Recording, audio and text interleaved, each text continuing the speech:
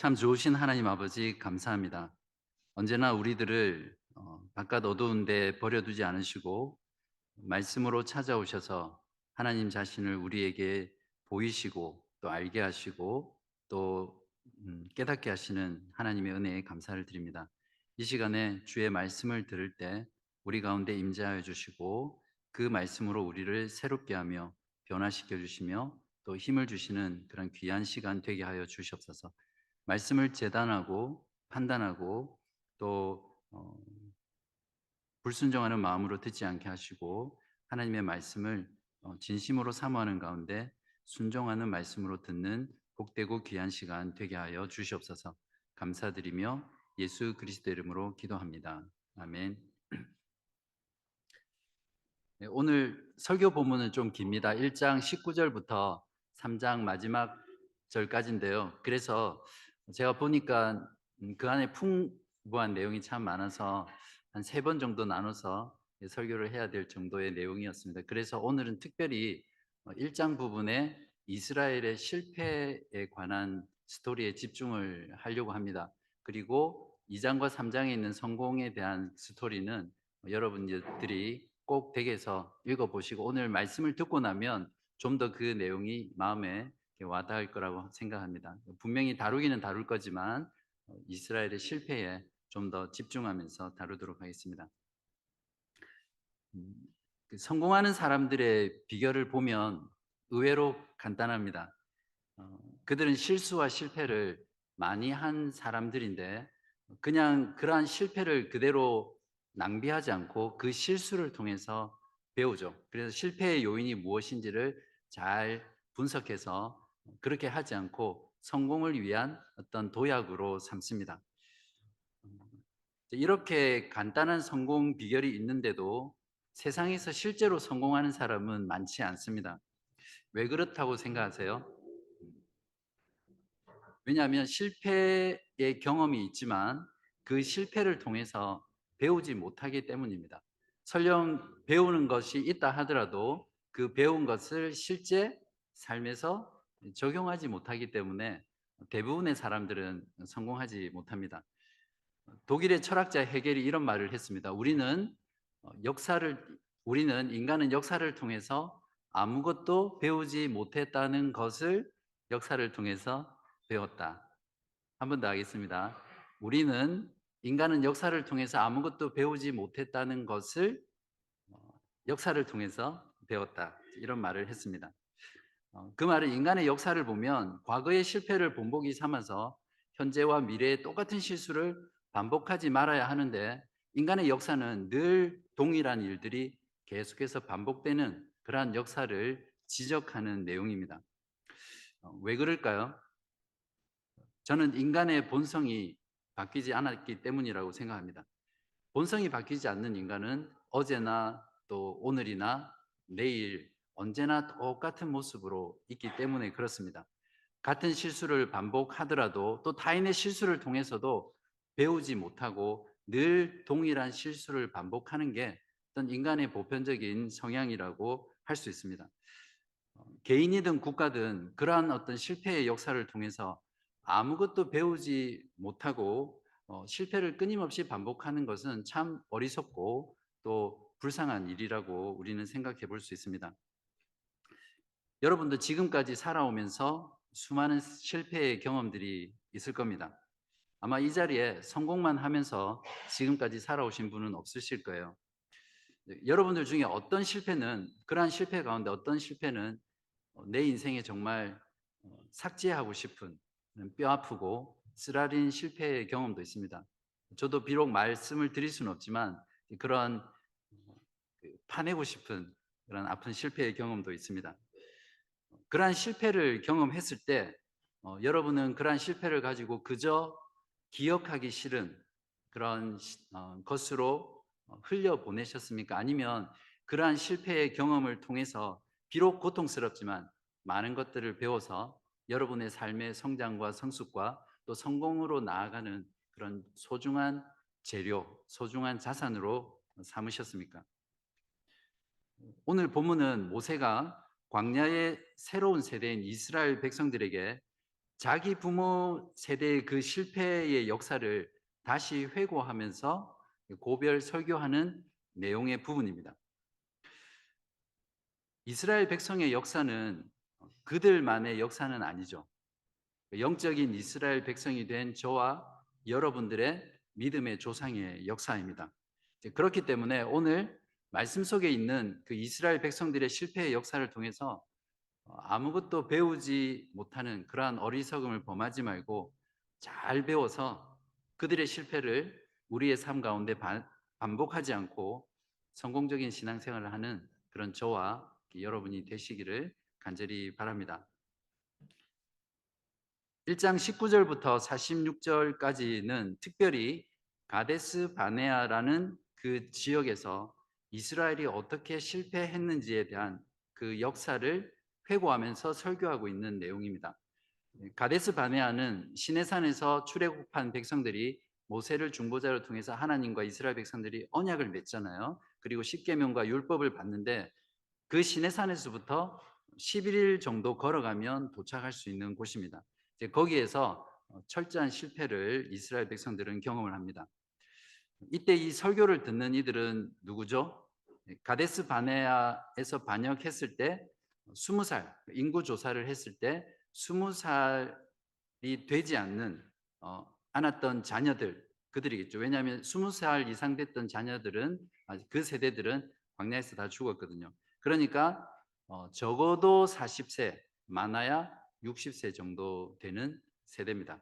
그리고 광야 38년 동안 40년 동안 방황할 때 거기에서 태어났던 광야 2세대가 바로 지금 모압 평지에서 모세의 설교를 듣고 있는 청중입니다.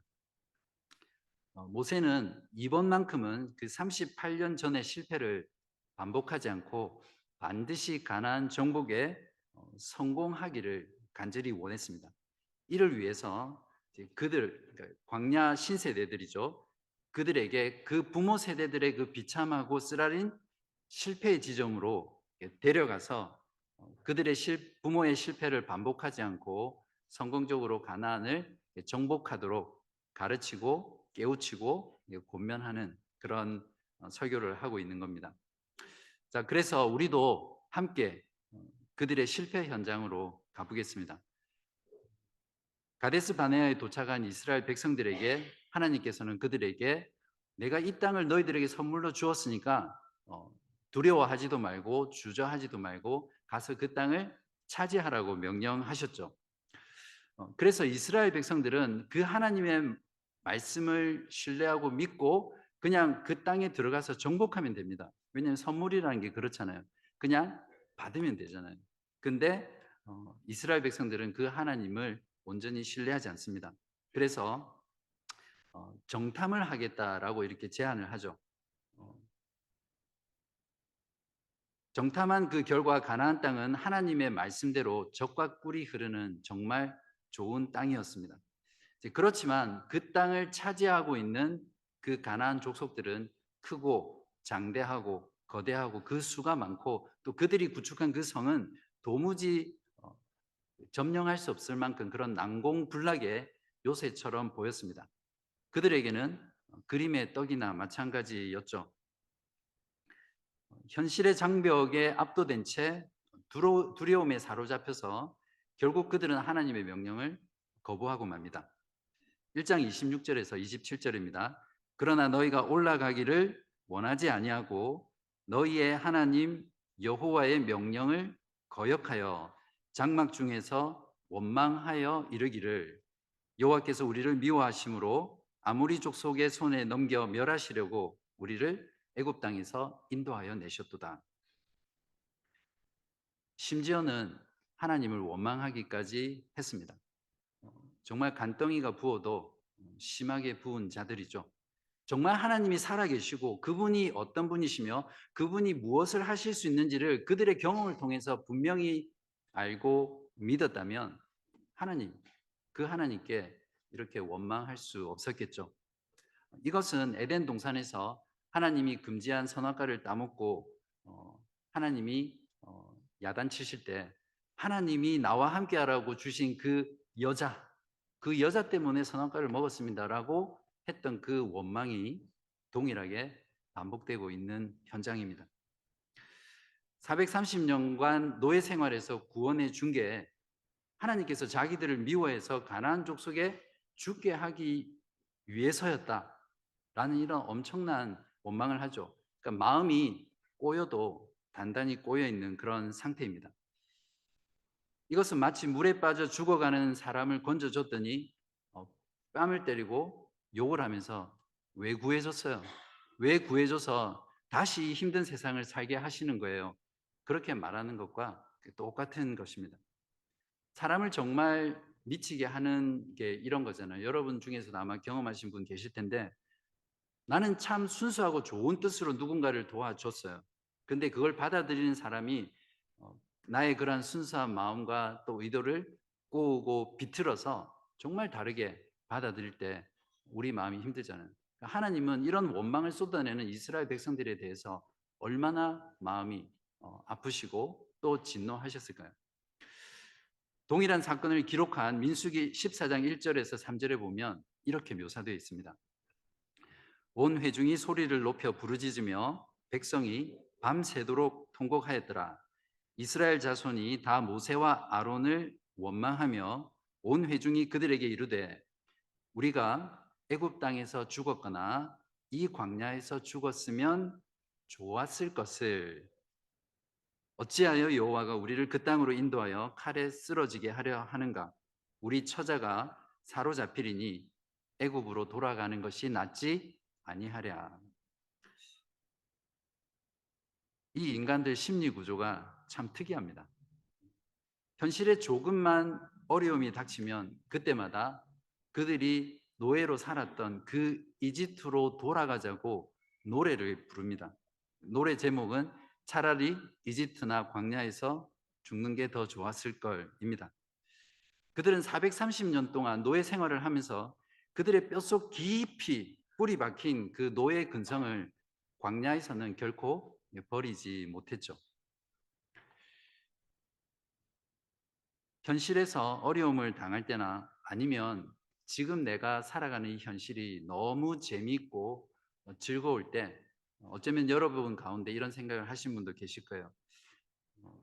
차라리 예수를 안 믿었을 때가 좋았는데 왜 나를 하나님께서 믿게 하셔서 아니면 옆집에 누구누구 집사님이 권사님이 나를 전도해서 예수 믿게 해서 이 어려움을 당하게 하시나.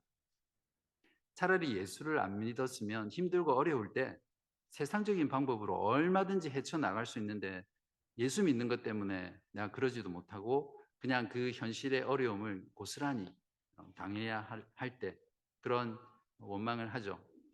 저도 솔직히 말씀드리면 자주는 아니고요. 정말 힘들 때 한두 번 정도 그런 후회를 했던 적이 있는 것 같습니다. 내가 정말 예수를 안 믿었으면 뭐 이런 스쳐 지나가는 생각들이 있죠. 또 어떤 분들에게는 이 세상에 사는 게 너무 재미있어서 차라리 예수를 안 믿었으면 세상을 너무 즐겁고 재미있게 살 수 있는데 그런 어떤 푸념 같은 거죠. 그런 이야기를 들은 적이 있습니다. 주일에 교회를 빠지고 저 푸른 초원에 골프를 치러 간 사람이 날씨가 조금 흐려지잖아요. 그러면 골프채를 휘두르는 게 겁난대요. 왜냐하면 골프채를 들었다가 번개 맞을까 봐. 그런 분은 그냥 마음 편히 치시면 돼요. 하나님이 째째하게 주일 한번 빠지고 골프 쳤다고 번개 치시는 분 아니시겠죠. 예. 이스라엘의 이러한 원망을 들으시고 하나님의 명령에 불순종한 하나님은 이스라엘 백성들에게 심하게 진노하셨고 그들의 죄악에 대한 형벌을 내리셨습니다. 여호수아와 갈렙을 제외한 20세 이상에 해당하는 광야 1세대는 가나안 땅에 들어가지도 못할 뿐더러 38년 동안 광야를 헤매고 방황하면서 그 광야에서 죽을 것이다 이렇게 말하는 거죠. 마치 목적지로 가는 그 노정에서 그냥 죽어버리는 그런 일입니다. 그리고 그 반역한 이스라엘 백성들에게 뒤로 돌아 해서 그 무섭고 두려운 광야로 다시 돌려보냅니다. 속된 군대 말로 하면 광야로 뺑뺑이를 돌리신 거죠. 엄밀히 말하면 이러한 형벌은 그들이 자초한 것입니다. 하나님께서 선물로 주셔서 차지하라고 한 그 가나안 땅에는 두렵고 무서워서 죽을까 봐 들어가기 싫고, 또 애굽으로 돌아가자니 애굽으로 돌아가면 반드시 죽잖아요. 그러니까 그들이 선택할 수 있는 유일한 옵션은 그냥 광야를 떠돌다가 광야에서 죽는 것밖에 없죠. 1장 34절에서 36절을 보십시오. 여호와께서 너희의 말소리를 들으시고 노하사 맹세하여 이르시되 이 악한 세대 사람들 중에는 내가 그들의 조상에게 주기로 맹세한 좋은 땅을 볼 자가 하나도 없으리라. 오직 여분네의 아들 갈렙은 온전히 여호와께 순종하였은즉 그는 그것을 볼 것이요 그가 밟은 땅을 내가 그와 그의 자손에게 주리라 하시고, 40절입니다. 너희는 방향을 돌려 홍해 길을 따라 광야로 들어갈지니라 하시매, 그때서야 사태의 심각성을 깨달은 이스라엘 백성들은 하나님께 잘못했다고 빌고는 하나님 명령대로 이제 다시 가나안 땅을 치러 가겠습니다, 이렇게 말을 합니다. 1장 41절에 43절에 보시면 너희가 대답하여 내게 이르기를 우리가 여호와께 범죄하였사오니, 사실은 이 회개는 진정한 회개가 아니었어요. 우리가 하나님께서 우리에게 명령하신 대로 우리가 올라가서 싸우리이다 하고, 너희가 각각 무기를 가지고 경솔히 산지로 올라가려 할 때에 여호와께서 내게 이르시되 너는 그들에게 이르기를 너희는 올라가지 말라 싸우지도 말라 내가 너희 중에 있지 아니하니 너희가 대적에게 패할까 하노라 하시기로 내가 너희에게 말하였으나 너희가 듣지 아니하고 여호와의 명령을 거역하고 거리낌 없이 산지로 올라가매. 자, 여기 보세요. 분명히 가지 말라고 하셨죠. 그런데 경솔히 거리낌 없이, 여기서 거리낌 없다는 것은 무례하게 주제넘게 이런 뜻이거든요. 또다시 하나님의 명령을 어기고 올라갑니다. 실상은 그들의 마음에는 하나님과 하나님의 말씀이 안중에도 없습니다. 그저 벌을 받기 싫어서 화를 면하기 위해서 자기들 마음대로 행동하는 자들이었죠. 철저히 자기 중심적 신앙입니다.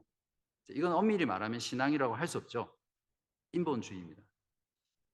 44절에서 46절을 보면 그 산지에 거주하는 아모리 족속이 너희에게 마주 나와 벌떼같이 너희를 쫓아 세일산에서 쳐서 호르마까지 이른지라 너희가 돌아와 여호와 앞에서 통곡하나 여호와께서 너희의 소리를 듣지 아니하시며 너희에게 귀를 기울이지 아니하셨으므로 너희가 가데스에 여러 날 동안 머물렀나니 곧 너희가 그곳에 머물던 날수대로니라. 가라 할 때는 안 가고 가지 마라 할 때는 갑니다. 청개구리나 똑같죠. 하나님께서 함께 하지 않는 전쟁은 백전백패입니다. 이미 늦었습니다. 아무리 그들이 통곡하고 그들이 나아간다 할지라도 돌이킬 수 없죠. 기차는 떠났습니다. 저는 신앙의 스타일에 따라서 형태에 붙이는 걸 좋아하거든요. 이름을 붙이는 걸 좋아하거든요. 이런 신앙을 뭐라고 부르는지 아세요? 주보에 보시면 제가 갈로 하나 또 갈로 두 개가 있는데 앞에는 두 글자로 된 한글이고요. 뒤에 갈로 두 개는 영어로 된 두 단어입니다. 한번 맞춰 보십시오. 발표 한번 해보시겠어요? 제가 정답을 말씀드릴게요. 정답은 뒷북 신앙, 영어로는 too late 신앙입니다. 성경에 이런 신앙을 가진 대표적인 인물이 한 사람 있죠. 야곱의 형 에서입니다. 창세기 27장 34절에서 38절에 보면 잘 나와 있는데요. 동생 야곱에게 장자권을 아무것도 아닌 것처럼 여겨서 배가 고플 때 그 팥죽 한 그릇에 자신의 그 소중한 장자권을 팔아버립니다.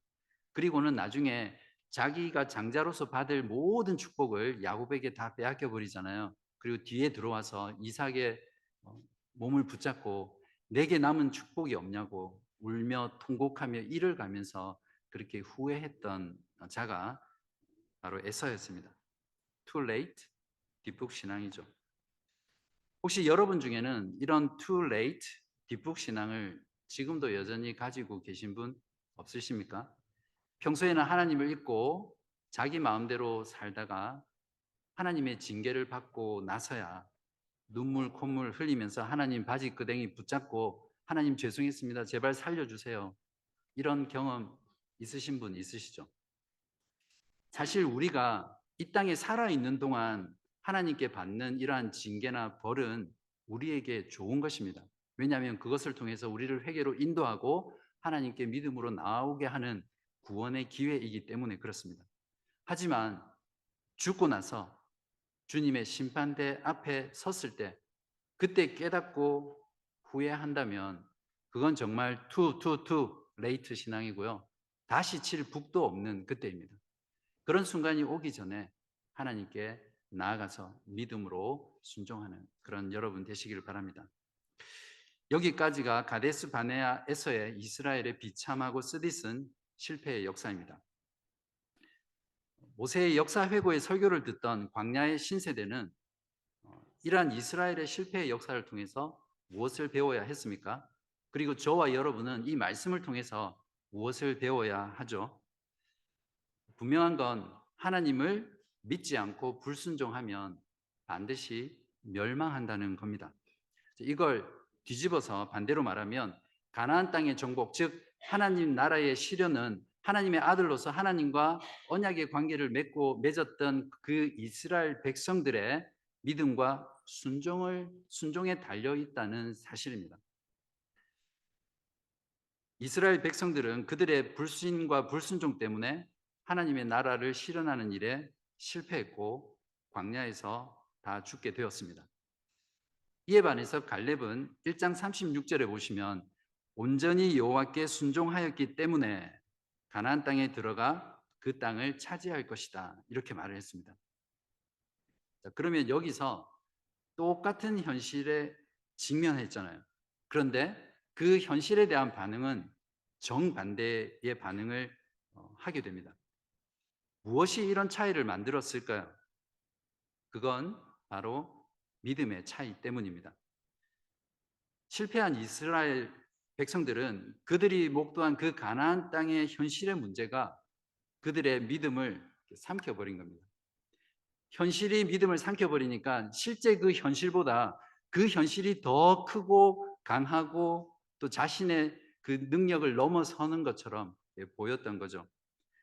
출애굽 때 하나님께서는 그들을 구원하시기 위해서 10가지 재앙을 통해서 그들을 구원해 내셨고 홍해를 가르셔서 마른 땅으로 지나게 하시고 그 뒤를 추격하던 애국 군대를 전부 다 물에 수상시키셨던 하나님이시잖아요.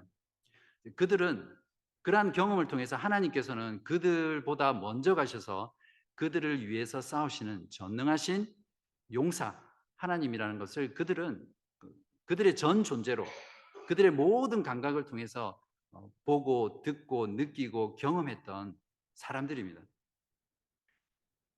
또한 낮에는 구름 기둥으로 밤에는 불 기둥으로 만나와 메추라기로 40년 동안 공급하시고 그러니까 그들은 매일매일 하나님의 기적을 경험했던 거죠. 40년 동안 광야를 방황했지만 그 옷과 신발이 헤어지지 않도록 그들을 보호하신 분이 하나님이시라는 것을 그들은 경험했습니다. 또한 마치 부모가 자식을 등에 업고 품에 안아서 키우듯 그들을 광야에서 인도하신 하나님의 그 자비와 사랑을 그들은 경험했습니다. 그러나 그들은 그러한 하나님을 경험하고 놀라운 기적과 능력을 보았음에도 하나님을 망각했고요. 또 믿지 않았습니다. 모세는 그들에게 하나님이 어떤 분이며 또 어떻게 그들을 인도하실 것인지를 설득해 보았지만 소용이 없었습니다. 1장 30절에서 32절에 너희보다 먼저 가시는 너희의 하나님 여호와께서 애굽에서 너희를 위하여 너희 목전에서 모든 일을 행하신 것 같이 이제도 너희를 위하여 싸우실 것이며 광야에서도 너희가 당하였거니와 사람이 자기의 아들을 안는 것 같이 너희의 하나님 여호와께서 너희가 걸어온 길에서 너희를 안으사 이곳까지 이르게 하셨느니라 하나. 어떠세요? 감동이 밀려오지 않으세요? 이런 분이 바로 저와 여러분의 하나님이시라는 것을 믿으시기 바랍니다.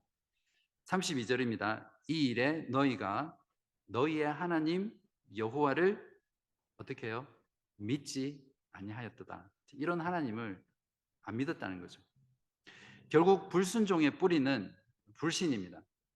하나님에 대한 망각과 불신이 그들을 눈멀게 했고 하나님보다 그 현실이 더 크게 보이게 했습니다. 그래서 하나님을 원망하고 불순종의 자리로 나아갔던 거죠. 신자들 중에도 현실에서 어떤 문제만 만나면 하나님은 뒷전이에요. 그리고 자기 뜻대로 살면서 하나님의 말씀과 또 하나님을 믿는 것에 불순종하는 그런 사람들이 있습니다. 사업이나 직장에 어려움이 생기거나 또 경제적인 문제를 겪을 때, 질병으로 인해서 건강의 문제를 경험하거나 또 자녀 교육의 문제, 또 관계의 문제를 겪을 때 그러한 현실의 문제로 염려하고 걱정하고 두려워합니다. 그렇게 해서 선택하는 대안이 뭐냐면 하나님을 잠시 떠나는 거죠. 그리고 하나님의 말씀과 하나님의 순종하기보다는 인간적인 방법으로 그러한 현실의 문제를 해결하려고 합니다. 그리고는 상황이 좀 나아지면 다시 하나님을 찾겠다라고 말하죠. 이런 사람들은 이스라엘 백성처럼 사실상 하나님을 망각했거나 아니면 믿지 않는 불신 가운데 살아가고 있습니다. 현실의 문제가 믿음을 삼켜버린 그런 모습입니다. 갈렙은 또 여호수아는 동일한 현실의 문제를 직시했지만 전혀 다르게 반응했죠. 그들은 동일한 현실을 보면서 현실에 결코 압도되지 않았어요. 현실을 주관하시고 현실보다 더 크고 위대하시고 능력 있으신 그 하나님을 믿음의 눈으로 바라보았습니다. 그래서 자, 올라가서 그 땅을 취하자. 우리가 능히 이기리라. 이렇게 말할 수 있었습니다. 하나님을 믿는 그 믿음이 현실의 문제를 집어삼킨 거죠. 바로 이러한 하나님에 대한 믿음의 차이가 현실을 바라보는 관점의 차이를 만들었고, 이러한 관점의 차이가 순종과 불순종을 만들어냈습니다. 저나 여러분도 신앙생활을 하다 보면 현실의 문제에 종종 압도당할 때가 있죠. 그때마다 현실을 주관하시고 그 현실보다 비교할 수 없을 만큼 위대하시고 또 강하신 그 하나님을 믿음으로 바라보시고 믿음의 순종을 하는 저와 여러분 되시기를 바랍니다. 저를 한번 따라해 보시겠습니까? 현실이 믿음을 삼키게 하지 말고 믿음으로 현실을 삼킵시다. 믿음으로 현실을 삼깁시다. 요한일서 5장 4절입니다. 무릇 하나님께로부터 난 자마다 세상을 이기느니라. 세상을 이기는 승리는 이것이니 무엇이라고요? 우리의 믿음이니라. 2장과 3장은 이스라엘이 불순종의 죄악에 대한 형벌을 다 마칩니다. 그 광야의 40년의 그 형벌을 다 마치고요. 이제 하나님께서 새로운 세대를 데리고 다시 약속했던 그 가나안 땅을 주시기 위해서 그들을 모압 평지, 시딤, 바알브올까지 인도합니다. 그곳은 가나안 땅이 요단강을 넘어서 보이는 그런 곳입니다. 가데스 바네아에서 그들의 부모 세대들이 가나안 땅을 보았던 것과 이렇게 똑같은 형태입니다. 이러한 여정 가운데 이스라엘이 하나님께 대한 믿음의 순종을 함으로써 작은 성공들을 맛봅니다. 가나안 땅을 정복하기 이전에. 자, 여기서 우리가 기억해야 될 전제가 있습니다. 하나님의 계획과 뜻과 약속의 성취는 이스라엘의 순종과 불순종의 여부와 상관없이 반드시 이루어진다는 겁니다. 하나님은 그 불순종하는 이스라엘 백성이 아니고서라도 얼마든지 다른 민족을 통해서 하나님의 그 약속을 성취할 수 있는 분입니다. 여러분, 이 사실 믿으시죠? 그러나 하나님과 특별한 언약 관계를 맺은 이스라엘 백성, 그들을 불러내셔서 그들의 자녀 삼으신 그 이스라엘 백성이 하나님의 나라에 들어가는 것은 그들의 믿음과 순종의 여부에 달려 있다는 것입니다. 드디어 하나님께 불순종했던 패역한 광야 1세대는 광야에서 다 죽었습니다. 출애굽한 지 40년째 되던 해에 하나님은 광야에서 뺑뺑이 돌던 광야 2세대를 데리고 이제 가나안 정복을 위해서 북쪽으로 그들을 이동시키십니다. 그 여정 중에 이스라엘의 친족들인 에서의 자손, 또 모압 자손, 암몬 자손들의 땅은 건드리지 말고 또 그들과 싸우지 말고 그냥 지나가라고 합니다. 즉 정복해서는 안 되는 땅에 대한 경계를 주시는 거죠. 왜냐하면 그들은 이스라엘 백성들의 형제 민족들이었고 또 그들에게도 땅을 주시겠다고 약속하셨거든요. 그래서 하나님께서 그들에게 땅을 그대로 두라고 말씀을 하시는 거죠. 이 내용이 2장 1절부터 25절까지입니다. 그리고 2장 26절부터 37절 그리고 3장 1절부터 11절까지는 아모리 족속인 헤스본 왕 시온 그리고 바산 왕 옥과 그의 나라들을 진멸시키고 그 땅을 점령하는 그러한 이스라엘의 작은 성공의 역사에 대한 내용입니다. 하나님께서는 이처럼 이스라엘 신세대들에게 가나안 정복 전쟁에 마치 전초전으로서 샘플로서 승리의 경험을 주셨습니다. 아모리 족속이었던 이 두 나라 왕들 역시 가나안 족속들처럼 크고 많고 거대하고 장대하고 도무지 무너뜨릴 수 없는 그런 강한 민족들이었거든요. 그러나 하나님께서는 이 새로운 세대들의 믿음과 순종을 통해서 그들을 진멸시키도록 하셨고 이스라엘 손에 넘겨주었습니다. 그래서 그 주변 이방 민족들이 하나님과 하나님의 백성들인 이스라엘을 두려워 떨게 만드셨죠. 이러한 성공을 통해서 이스라엘 신세대들은 그들의 실패를 통해서 배웠던 것처럼 가나안 정복, 즉 하나님 나라의 실현은 그들의 믿음과 순종에 달려 있다는 것을 그 성공의 경험들을 통해서 더 강하고 더 분명하게 확신할 수 있었습니다. 그러므로 가나안 땅 점령을 눈에 앞두고 있는 그들이 해야 할 일은 무엇입니까? 하나님을 전적으로 믿고 담대하게 그리고 의심하지 않고 두려워하지 말고 그 땅으로 가서 점령하기만 하면 됩니다. 그 가운데 믿음과 순종이 필요하겠죠. 이후에 모세는 점령한 헤스본과 바산 땅을 르우벤과 갓 지파와 므낫세 반 지파에게 분배를 합니다. 그리고 자신도 그 가나안 땅을 보면서 이미 너는 못 들어갈 것이다. 너의 그 죄악 때문에 그렇게 말씀하셨는데도 너무 들어가고 싶어서 다시 하나님께 간청합니다. 그때 하나님은 이런 지하에 거절하죠. 다시는 이 기도 제목으로 기도하지 마라. 오히려 여호수아를 통해서 그가 이스라엘 백성들을 이끌고 가나안 땅에 들어갈 것이다. 그러니까 너는 여호수아를 강하게 하고 담대하고 그를 지도자로 준비시켜라. 이렇게 말씀하셨다는 것을 이스라엘 백성들에게 설교했습니다. 여기에 대한 내용이 3장 12절, 22절 그리고 29절까지입니다. 이렇게 해서 모세의 이스라엘 역사 회고 설교가 끝이 납니다. 모세는 이스라엘의 실패의 역사를 통해서 가나안 정복을 눈앞에 둔 그 신세대를 가르치고 또 깨우치게 하고 있습니다. 다시 한번 정리하면 무엇이었습니까? 하나님 나라의 성패는, 하나님 나라의 실현은 하나님과 언약 관계를 맺은 그 이스라엘 백성들의 믿음과 순종의 여부에 달려 있다는 것입니다. 과연 이들은 그들의 부모 세대와는 달리 철저한 믿음과 또 순종을 통해서 약속의 땅 가나안 땅에 들어가서 그 땅에서 하나님의 나라를 온전히 성취할 수 있을까요? 우리는 성경의 역사를 통해서 그들은 그 이후에도 끊임없이 믿음과 순종에 실패했다는 걸 잘 알고 있습니다. 하나님께서 선물로 주신 그 젖과 꿀이 흐르는 그 약속의 땅인 가나안 땅을 결국 잃어버리고 바벨론의 포로로 끌려갔죠.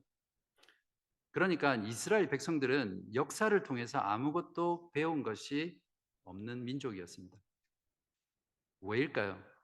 처음에도 말씀드렸지만 그들의 본성과 또 그들의 마음이 변화되지 않았기 때문입니다.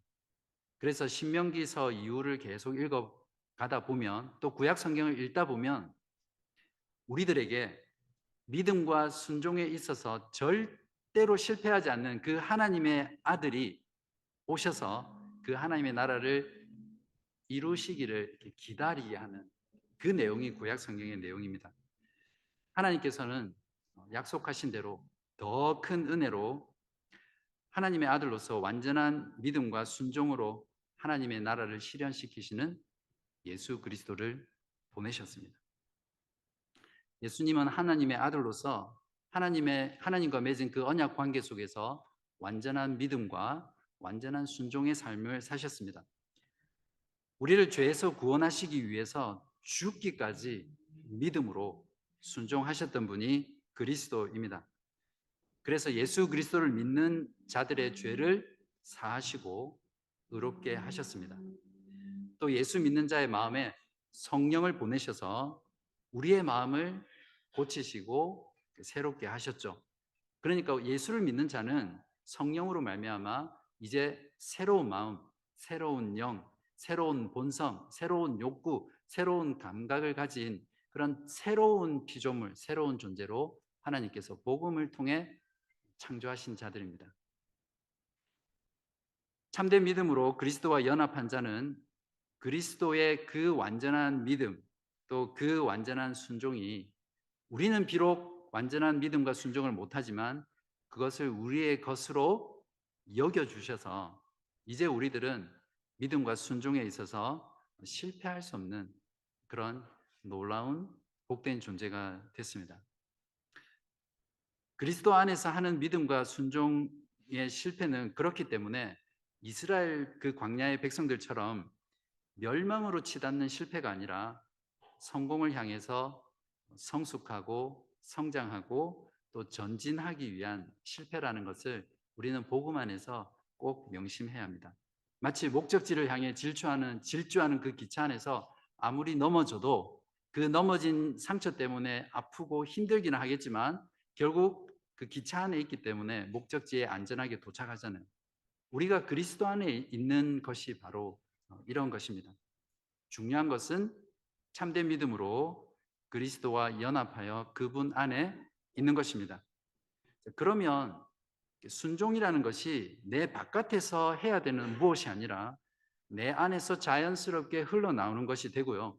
그 순종을 할 때, 순종 안 하면 구원 못 받아. 내가 순종해야지. 이렇게 해서 억지로 하는 게 아니라 그냥 그 순종하는 것이 기쁘고 즐겁고 기꺼이 하는 것이 됩니다. 그리고 하나님을 마음을 다하고 뜻을 다하고 성품을 다하고 목숨을 다하여 사랑하고 그분의 말씀과 그분의 계명에 순종하는 존재가 되는 거죠. 사랑하는 여러분, 사업에 실패해도 괜찮습니다. 자녀 교육에 실패해도 괜찮아요. 건강에 실패해도 됩니다. 하지만 예수 그리스도를 믿는 그 믿음과 순종의 삶에서는 일시적으로는 실패할 수 있습니다. 그러나 계속해서 실패하지는 말아야 합니다. 믿음으로 그리스도 안에 있는 자에게 결코 믿음과 순종의 그 실패로 인해서 완전한 실패가 할 수 없다 하더라도 우리가 우리의 삶에서 이 믿음과 순종에서 실패하며 살면은 하나님 나라의 기쁨, 평강, 자유, 안식, 감사, 즐거움, 그리고 무엇보다 그 하나님과 누리는 그 교제의 기쁨을 상실하면서 살아가죠.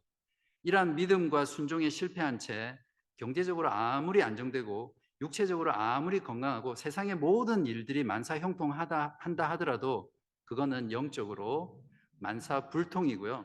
또 하나님의 복을 잃어버리는 그런 영원 불통이라는 것을 여러분 마음 가운데 꼭 간직하시기 바랍니다.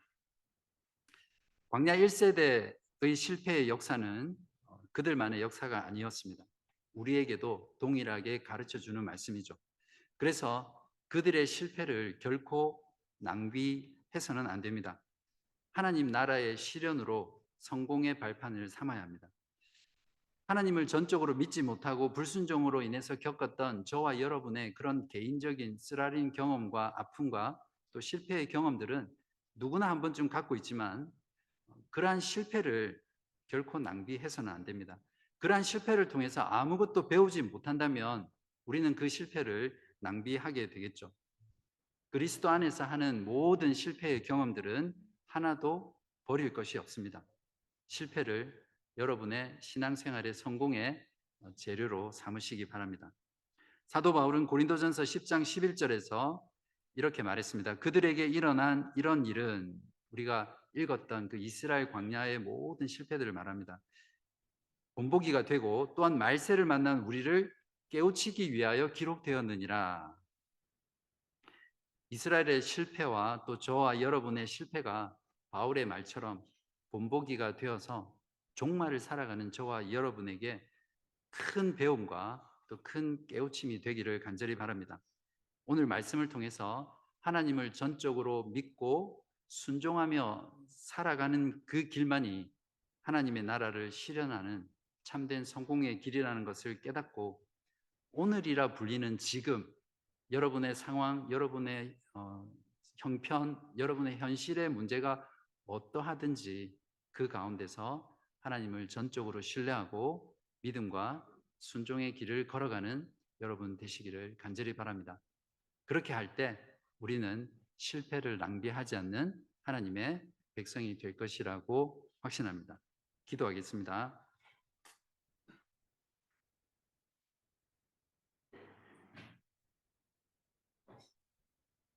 거룩하신 하나님 아버지, 오늘도 말씀을 통해 우리를 죄와 사망에서 구원하여 주신 하나님이 누구이신지, 또 무엇을 하셨는지를 알게 해주셔서 감사합니다.